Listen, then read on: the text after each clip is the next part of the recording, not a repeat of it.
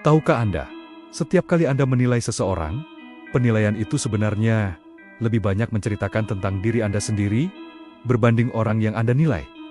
Kedengaran aneh bukan? Tapi mari kita pikirkan sejenak. Bayangkan, ada seorang rakan datang mengadu pada Anda. Dia meluahkan rasa tidak puas hati, rasa cemburu terhadap pencapaian atau nikmat yang diterima oleh orang lain.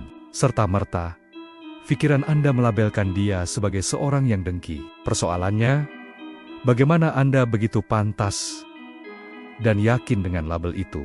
Jawabannya mudah. Karena Anda mengenali perasaan itu. Anda mungkin pernah merasainnya sendiri. Walaupun sekilas, mungkin Anda pernah dengki pada seseorang suatu ketika dahulu.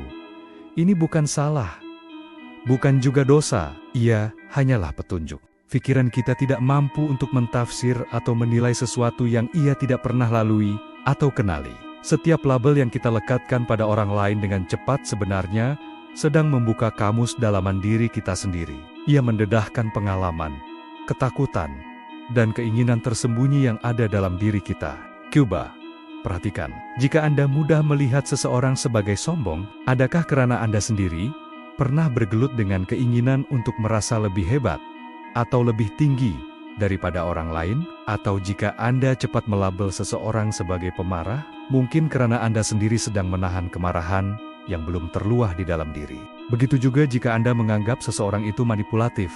Ada kemungkinan Anda sendiri pernah menggunakan taktik-taktik tertentu untuk mendapatkan apa yang Anda mahu, sama ada secara sadar atau tidak. Pikiran kita ini seperti cermin. Ia hanya mampu mengenali apa yang sudah ada di dalamnya. Ia hanya boleh melihat pantulan dirinya sendiri. Inilah sebabnya, mengapa penilaian kita terhadap orang lain terasa begitu kuat, begitu yakin, dan begitu nyata, karena ia berpunca daripada pengalaman dalaman kita, bukannya daripada kebenaran mutlak tentang orang itu. Apabila Anda sedang sibuk menilai, Anda sebenarnya tidak sedang melihat orang itu dengan jelas. Anda sedang melihat sebahagian daripada diri Anda, tetapi melalui wajah dan tindakan orang lain.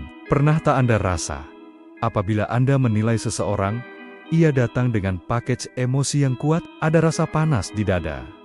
Ada rasa, aku betul, dia salah. Ada desakan kuat untuk mempertahankan pandangan Anda. Kenapa? Karena yang disentuh bukan lagi tentang orang itu, tetapi ia sudah menyentuh ego dan identiti Anda sendiri.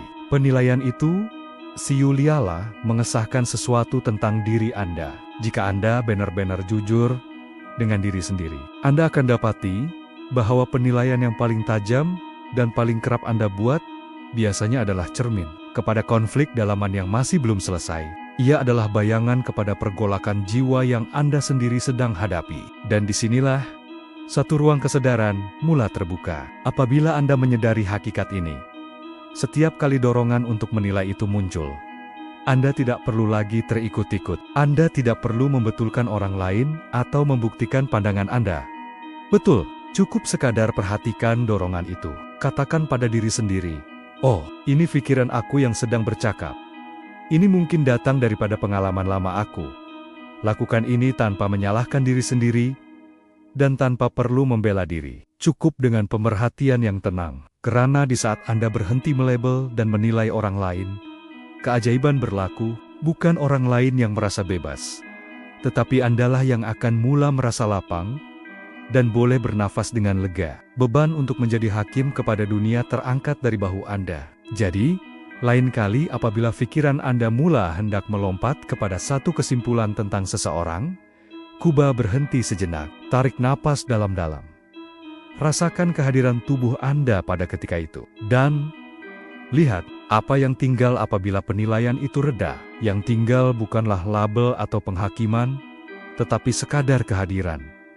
Kehadiran yang tenang, damai, dan tidak menghukum. Itulah kebebasan sebenar.